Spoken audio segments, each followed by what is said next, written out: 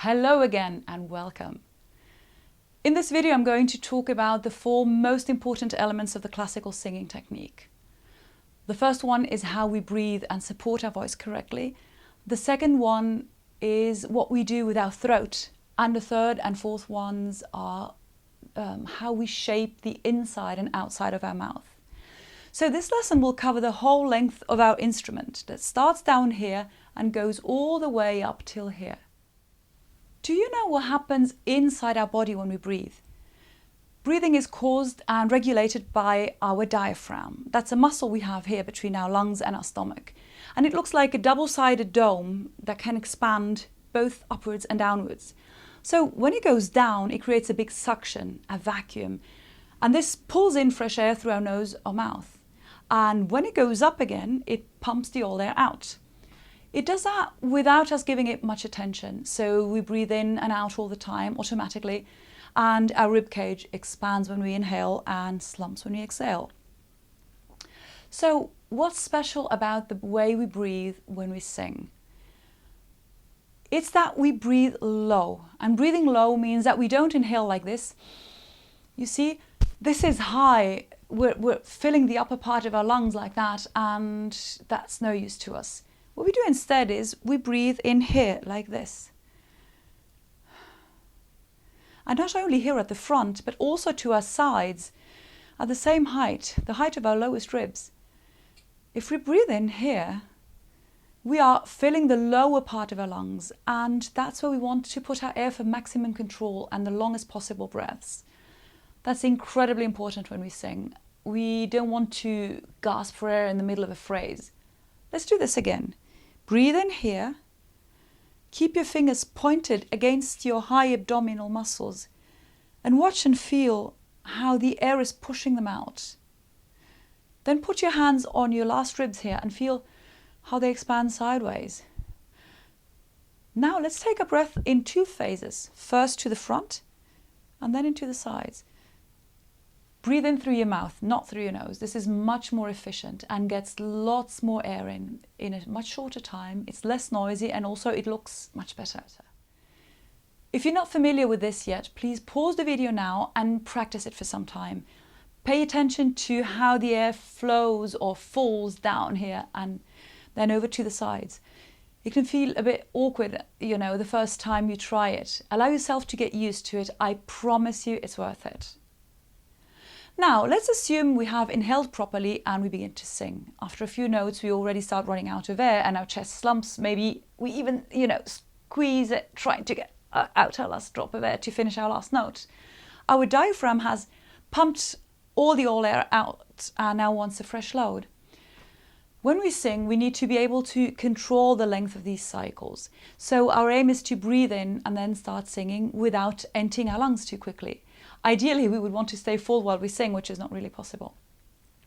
But if we learn to support our voice correctly, we can still feel as if we were full, even though our lungs are actually emptying because we are using the air to sing. So how do we do that?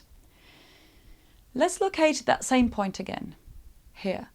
The one that came out when we inhaled down here a minute ago. Can you find it? Inhale into it again. Feel it come out because the air is pushing it out. Now this same spot can also come out through a push of your muscles here. Let's try this. Empty your lungs, we don't need air for this. And now push this spot out with your muscles only, like this. You see, it's exactly the same point here, but as you can see, it just came out for a completely different reason this time. Let's do that again. Air and muscles. You want to practice this until you're totally aware of what is pushing it out every time. Is it the air or is it the muscles? They have to function independently. A little tip to help you find the spot is the one that shakes the most when you laugh and comes out the most when you cough. So now we're going to teach it a new function. It's going to support our voice. Supporting the voice basically means making our exhalation last as long as we want and not as long as our diaphragm wants. Because the diaphragm just wants to go up and down all the time, fresh air in, old air out, in very short cycles, and we cannot possibly sing like that. The tricky bit is that we cannot feel our diaphragm directly, so we cannot actually move it. but we can move our high abdominals here, which are connected to it and will then influence its movements and its position.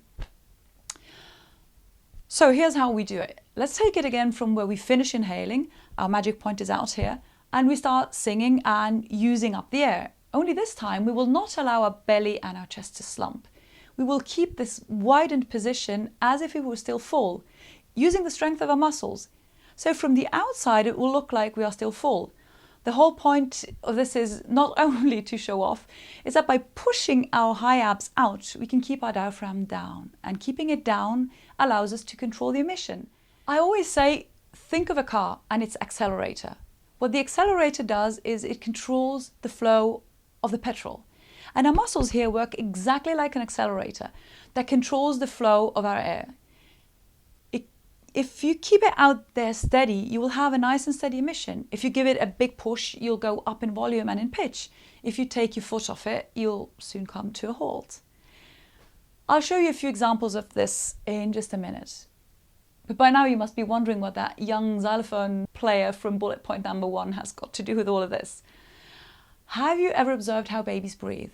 They use their diaphragm the same way opera singers do. They don't feel their chest up here, they feel their belly. We're all born with that skill, but then over the years we start breathing the wrong way because we get anxious, stressed, excited, many things, and we slowly lose that great healthy habit we had. You must have noticed that our breath gets high and fast when we are stressed. It goes up here. And this way of breathing puts us into fight or flight mode. It releases adrenaline so we can run for our life. And when we sing, we need the exact opposite. We need our breath to be deep and low, because this communicates to our body that all's well and that we're not in danger. Not only does that take away a lot of anxiety, but also it's exactly what we need to sustain our voice beautifully. You don't want to be a stressed performer. Audiences feel that right away and get very stressed themselves. You want to send out a sense of relaxed and secure power. Let's move to our second image. The old Italian school of singing states that a singer has no throat. What? Yes, that's right. Or more to the point, we do have a throat, luckily enough. That's where our vocal cords are. Only we should never feel it while we're singing. For this, we have to take up the accelerator idea again.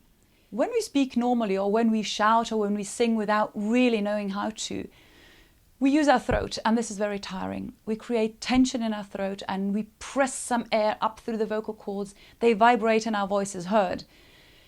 When we use our support or accelerator properly, we put our notes on a flow of air that is already in motion. That means that we start exhaling before our cords start vibrating. Our notes get carried out and far away on a stream of air that is already flowing. Let's sing a note both ways. Ah, that's from the throat. Ah, this one is not. You see, the first one came from the throat out, bang, like that, with no preparation, and it's ugly and tiring. The second one came out much later and was much easier. I often compare support to a conveyor belt at the airport. When things work properly, the belt starts moving, and then after some time, the suitcases fall onto it and get carried forward smoothly. That's when a singer is supporting their voice. When they are not, what happens is the belt isn't moving and the guy is standing there throwing the suitcases at us with the strength of his muscles. So, do you see what I mean? Once again. Ah, no support. Ah, support a note. When we sing like this, a powerful stream of air from here flows smoothly and the notes just float on top of it. There's no tension in the throat whatsoever. Quite the opposite. The larynx, which contains the vocal cords, even goes down a little bit and the whole throat is nice and relaxed. The third and final segment of our long instrument is our mouth. And the way we shape it, both on the inside and the outside, affects our sound to an amazing extent. The old Italian school of singing states that a singer has an apricot in their mouth. You will think that the sound will come out muted and choke like that, but no. You have to shape your mouth as if you had a whole apricot in it vertically when you sing. For this, your jaw needs to drop and your tongue needs to stay flat on the bottom of your mouth. And this big oval opening gives you beautiful round notes. And the very last part that affects our sounds before they are heard are our lips. You want to pay great attention to the shape of your lips. The further out you can keep them, the better. You'll think you look a bit strange at the beginning, but you will get so addicted to the beauty and the security of these notes you sing pushing your lips out to the front that you won't care anymore and you won't consider shaping them in any other way again. Get used to this position. Practice this and also the apricot with the dropping jaw in front of the mirror. Push the corners of your mouth to the front. You'll feel a strong tension here in your cheeks and that's perfectly okay. The round part of your lips will stay relaxed and will thus be able to vibrate and help projecting your sound out there. Just think of a fish and you'll be fine. You can think of a trumpet as well, or a bell, or a morning glory, but I always found the fish to be the most effective and everyone's favorite image for that. Let's put these four things together again.